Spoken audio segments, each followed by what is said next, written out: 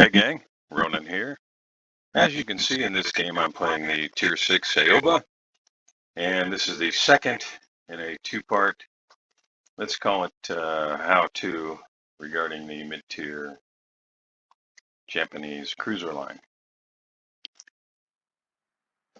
In this game, I I spawned mid, which is always a little bit tough. So you'll see that I don't go rushing in. If you're relatively new to the game, it's tempting to do that because when you play co-op games, which is what a lot of people do when they first get started. Let me take a look at my settings here. Okay, we're all set. A lot of players get used to playing co-op before they jump into randoms. Not everybody, but a fair number. So if that describes you, probably, if not one of the most important things to learn is not to rush in a cruiser. Because when you're playing against human beings, they're generally smarter in terms of their positioning and where they place their shots, etc. Bots, the AI ships, they generally, as a rule, kind of just rush straight in. Now, they've introduced, not too long ago, the ability for the bots to slow down, change course, etc. But they're still pretty stupid and they just charge in. So if you're used to that, playing against people will be a brand new experience, and I really encourage you, well, in general, no matter what ship type you're playing, to play a little bit more cautiously. And you'll see that that's what I do. I'm kind of just sitting back right now. I'm not planning to go between these islands and rush into the center toward the Bravo cap or anything like that. I'm staying pretty well angled. And by that I mean, if you look at my ship on the mini-map here, while I could still be seen from ships out this way, I'm keeping my ship more or less on a north-south line, because that way shells that are coming in are less likely to citadel me now that I'm close to the island or have a little bit of cover. I'm showing a little bit more side.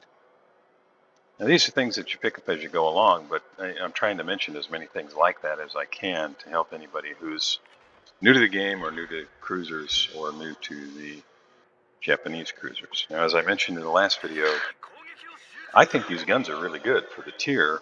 You know, it's still a tier 6 ship, but they're reasonably accurate. The reload for 203 guns really isn't that bad. At tier 6, what have you got in the US line? The Dallas is the light, and it's still at 150, 152s. It's much smaller caliber guns. Now the US line does have a branch that moves into the 202s.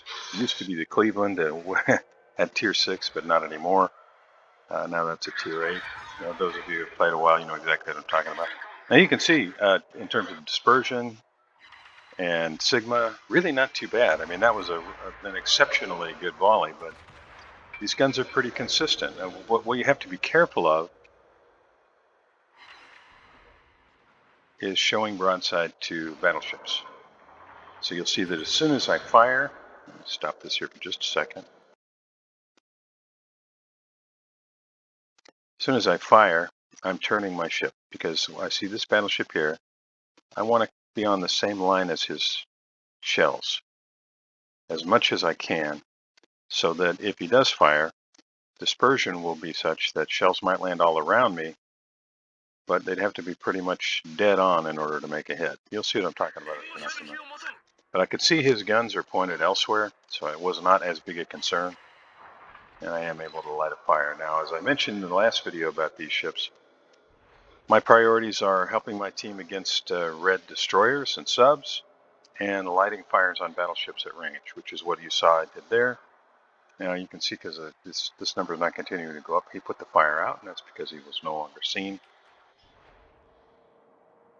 And he will presumably just position himself to be able to deal with these guys here. Or maybe he gets a shot on the Pensacola. Now you can see the Pensacola, he's almost out of HP. He's got 2167 HP, and he's sitting broadside. So let's stop that here. He's sitting with a pretty much flat broadside to that battleship. That'll be a minor miracle if he survives it.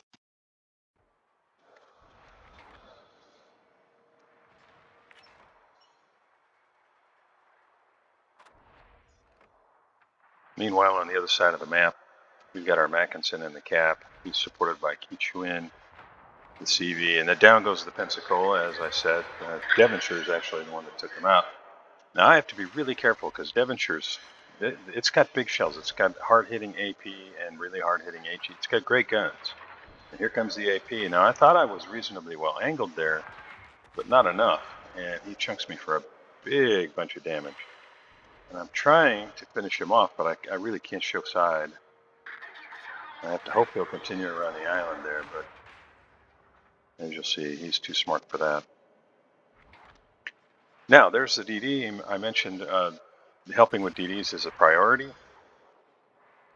I felt like I made the shot kind of in the right spot, but the shells are a little behind, and they fell a little short of the target. I think there's a bug that causes that. I'm not saying that that was the case here. Maybe I just placed the shot in the wrong place. But I think there is a bug that causes shells to drop short of the target a lot. Okay, so just taking a break here real quick, just kind of recap where things are at. You can see that I've lost about half my HP. That brush with the Devonshire really hurt. Now he's in a much worse shape than I am. I mean, I've got 13,000 HP more than he does. But I'm going to count on this guy or this guy to finish him off. Because he's just sitting there. He's trying to avoid me. But there is this gap right here where we've got battleships that can get guns on him. So I'm going to count on that to happen. I'm going to fall back so I can reposition. Now, by falling back, what I'm going to do is I'm going to try and get, you can see my detection radius here. I'm going to try and get beyond where they can detect me. Now, this Mackinson, he's going to make that tough because he's well within my detection radius. But I'm going to try to get unseen. Now, if I look back and I see his guns are pointed across the mid, then maybe I put some guns on him. Now, all of this is kind of happening in real time very quickly, but I'm just trying to explain the thought process. Number one goal when in this kind of situation where I've got a battleship that can put guns on me is to try and stay alive. And that's why my ship right now is in almost a straight line to his position. And that minimizes the surface area for his shells. There's something called dispersion, which describes kind of the width, the range of the width that your shells will land. And so if the battleship fires, maybe his shells land basically like from here to here. So the chances of one of them landing kind of dead center, you can use statistics to kind of plot that, but it's much less than if I'm showing a flat broadside, where they've got this much surface area rather than just this. And so all of that's kind of in your head all the time as you get a little bit more experience. And I'm certainly no Unicum cruiser player, but I'm just trying to make you aware, if you're not already, of some things that I think about when I'm playing cruisers in general, but especially when you're playing very squishy mid-tier cruisers. And as I hoped, the Queen Elizabeth was able to finish off that Devonshire, and you can see now that I've gone dark. And by gone dark, I mean I'm no longer detected. I don't really have a shot on the T-61, so I'm going to turn back around, and I'm going to get myself in position to be able to get guns on the Mackinson. You can see he's turning, so I'm just bringing my barrels around, the barrels of my gun around, as the turrets traverse glacially slowly. And I see he's got all his guns pointed mid, and he just fired. So I've got, depending, 25, 30 seconds before he can fire again. And it's debatable whether he would rotate his guns this way. Now you can see he's got his rear guns. Maybe he's bringing that around, and I'm looking at that rear turret, and it is coming this way. So you can see I'm accelerating now. But as he fires, I'm going to slow down, and I'm going to turn in, and I'm just narrowing that profile again. And by turning in, his shells land over the top of my ship and are harmlessly splashing in the water. And then he misjudges my speed, and those shells fall short. I'm really hoping to get a fire started here. I'm just going to turn back in. Now, part of playing ships in general Ouch. You can see why I'm trying so hard to avoid getting hit. Part of playing really any ship, but cruisers I think is probably most important, is timing when you're going to show enough of your ship to get your rear turrets into the fight. Now, he can't see me at all right now, so I can afford to get all my guns on him, but I get one shell that hits him and doesn't really do anything. So now, time to reposition. I'm kind of looking at things. Let me just stop this here for just a second. Kind of look at that situation. We've got Fuso, Queen Elizabeth, and another Queen Elizabeth, and they're squaring off with T-61 Mackinson, right? And you got the CV there. We should count him as well because he's got aircraft there. Basically a 3v3 for the Charlie Cap. And I think we're probably in pretty good shape. T-61, if he's not already, because he's kind of angled enough to be able to do it, if he's not already getting torpedoes off on the QE, the Queen Elizabeth, he will shortly, but he's visible, and it looks like 3 ships can get guns on him. He has so few HP, I'm kind of counting on sometime very soon him getting blapped. This Queen Elizabeth, 36,000 HP, more or less, versus a Mackinson that only has 9, and this Queen Elizabeth has help, right? So you never know, especially at these tiers. This guy might be playing his 24th game. You just never know. But I expect T-61 and Mackinson are going to get sunk. We probably will lose this Queen Elizabeth. If I had to guess, this again, all this is kind of running through your head. You're just trying to constantly assess the odds and where you're going to be the most good. If I try to get back over here to help, it's going to take forever, right? Because I got this big island between me. And then if I want to get anything down here, I got this big island between me and them. Instead, I'm going to reposition to try to get it help with the Bravo Cap, because I can see the Byron is headed this way, Keachwin and the Mackinson are all headed toward Bravo. And what I can do by setting up over here somewhere is potentially I can hit things broadside that are angling against them. You'll see what I'm talking about as we move forward.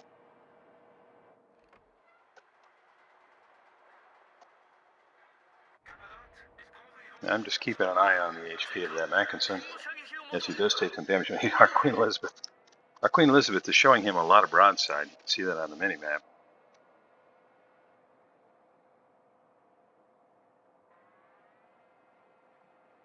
And I'm just repositioning, and that Queen Elizabeth gets blacked by the Mackinson.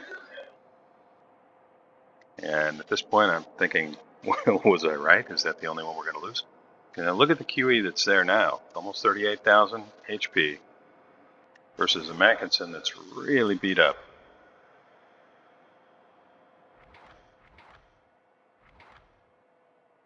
All right, he's just under 1,800 HP. And it looked to me like this Queen Elizabeth was happy to go for the ram. I mean, I don't know that for a fact, but just kept getting closer and closer. Fortunately, the Fuso prevents that from happening. Now I realize, stop this here, I realize I'm about to get detected, potentially, because there are aircraft. So I'm beginning to turn north, because right now I'm flat broadside. Now, if I get detected, it'll take these guys a second or two to turn their guns my way, because I'm sure they're all aimed this way now. But I want to make sure that I'm not flat broadside when they can pull the trigger.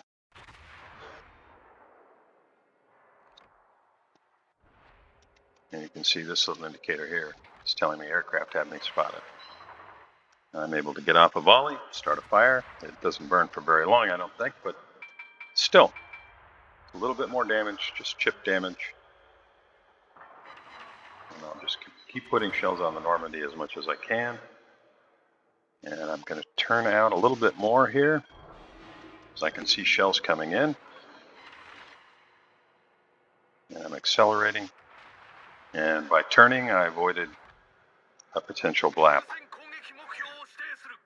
You can see those shells were very, very close. Our Queen Elizabeth is able to finish off with T-61. Right now, we're down 4 ships. Bad guys are down 5. We've got the Alpha Cap. They've got the Charlie Cap, but it's debatable how long they're going to hold it. The CV on the red team, and I think it's probably smart, has prioritized sinking that Queen Elizabeth, wanting to keep Charlie Cap in their hands. Now, I've got multiple battleships on my team, pushing this way as their their remaining Mackinson finishes off our Keach Twin and their CV finishes off our Queen Elizabeth. And suddenly we're down to 6 ships and they've still got 7. Now, another thing about these low and mid-tier matches is you're much more likely to see 4 CVs like we've had in this game. And that's really ugly, and it's one more reason not to push up close in a cruiser. And you'll see here in a little bit, I misplay this later. And it really costs me. Fortunately, we're in position to be able to overcome my bad play, but that's kudos to the CVs. I'm just trying to light some fires.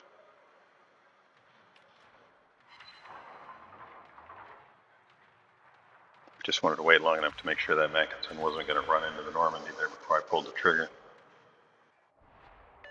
And I'm getting behind the island so nobody can see me.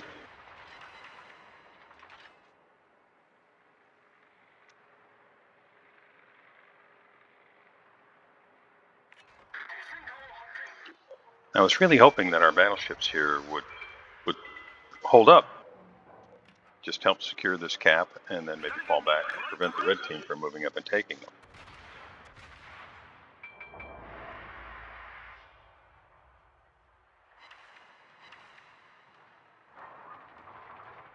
But you can see that is not what's happening.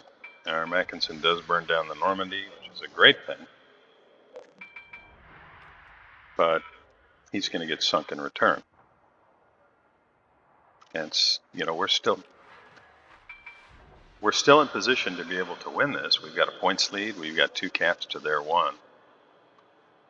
And you can see our Bayern has now decided, maybe it's not a good idea to keep pushing in. But at this point, let me just stop this. At this point, he's got Le Gaulle here, which is a great fire starter.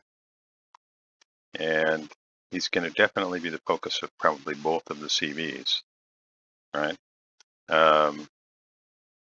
Because he's got so few HP. He's going to be a relatively easy kill. So, unfortunately for him, he's got both of the enemy CV's torpedo planes headed his way.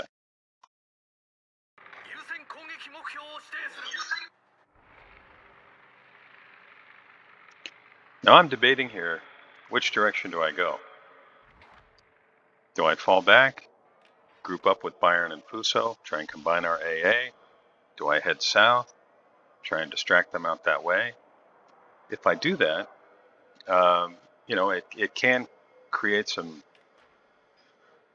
broadside shot opportunities, if not for me, then maybe for our battleships. You can see Bayern managed to, at least for the moment, survive the onslaught. And I see the CVs hiding behind the island back there. And I think, well, there's really no way for me to avoid being spotted. The aircraft are going to keep me spotted pretty much anywhere I go. They do seem pretty focused on finishing off the Bayern. So I decide to stay kind of in the middle, closer to my battleships. And where I make my misplay is when I decide maybe I can help finish off the Le Gaulle, and I push into this gap. You can see he slowed down. It's a good play on his part. He juked those shells pretty well. Now he's accelerating again. I hope to catch him here. And the Le Gaulle finishes off our Bayern. Now I should have gone south here. This is what I consider my misplay, and I think it's a pretty obvious misplay. I should have turned back, and instead I turned south, hoping I could finish off CV that I know is really, really banged up, or the Le Gaulle, which is also really banged up. I also wanted to get an opportunity to get these torpedoes off on the Bayern, but unfortunately, I really don't. I'm going to stop it here and point this out. And I should have been thinking, I was thinking of this, but I decided now it's worth the risk because I know I've got one really damaged Sierra back here and a banged up cruiser, and maybe I can finish them off, and maybe I get the Bayern flooding. All of the potential that I had to help turn this around just caused me to make a foolish play, which you'll see here in just a few seconds, because now the CVs have no one to focus on with me. Fuso's gone. And this happens right now as I'm fully committed to going between this gap.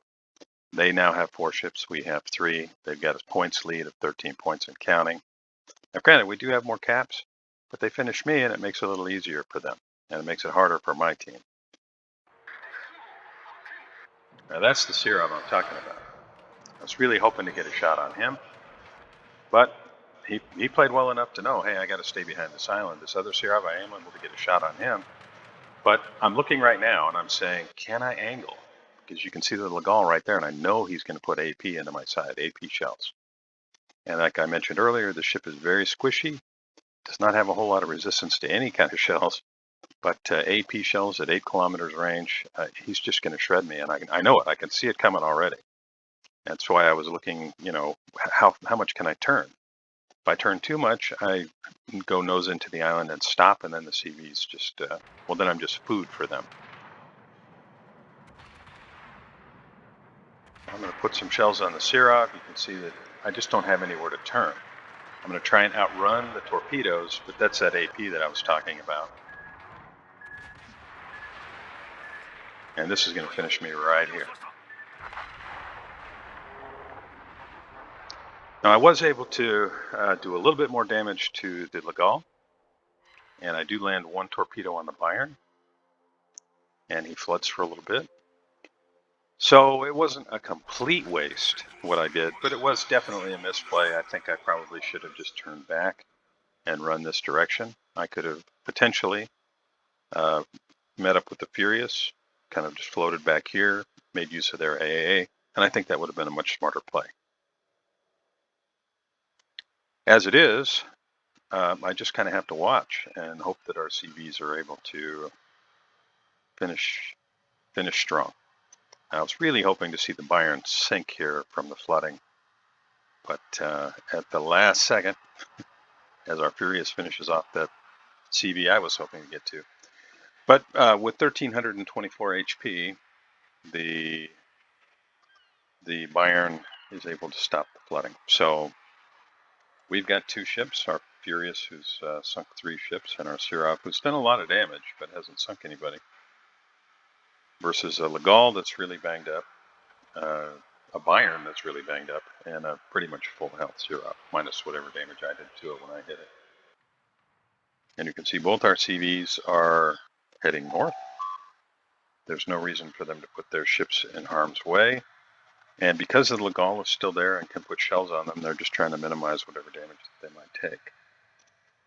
I kind of lean towards staying as close as you can, and I was kind of hoping to see our Sirov get a little bit closer, but it's his ship, and I think ultimately he made the right call. And why do I hope CVs get a little bit closer? Basically because there's transit time. I mean, planes move very fast, but it's not instantaneous. They have to traverse the map just like a ship. This is a great cross drop.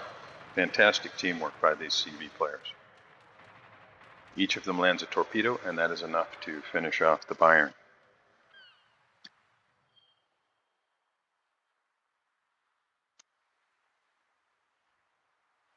Now, I don't have a whole lot more to show you about the Aoba in this game, but it is a good finish, at least in my opinion. And so if you were here just for the information about the Aoba, I'll just reiterate. Help my team against enemy destroyers and subs, light fires on larger ships from range, try and angle my ship to mitigate incoming shells and reduce the amount of damage that I take. Stay in the game as long as I can. I made a very obvious misplay there toward the end, and it cost me my ship. But I wanted you to see that happens. I mean, sometimes you're going to look at something and say, oh man, the potential here is just so much, I'm willing to risk it. And it doesn't always pay off. Fortunately for me, in this game, I had 2 CV players on my team who knew what they were doing. But you can see why the Furious was heading north, because of the Legal. It puts out a fair number of shells, and they hit fairly hard.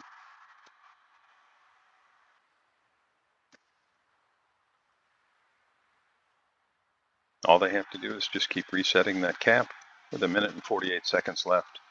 There's really no way for the red guys to win, at least not in my opinion. I don't think they can do enough damage with the Legal and the 1 CV to sink either of our CVs. But all it's going to take is really one good hit on the Legal and it'll be sunk.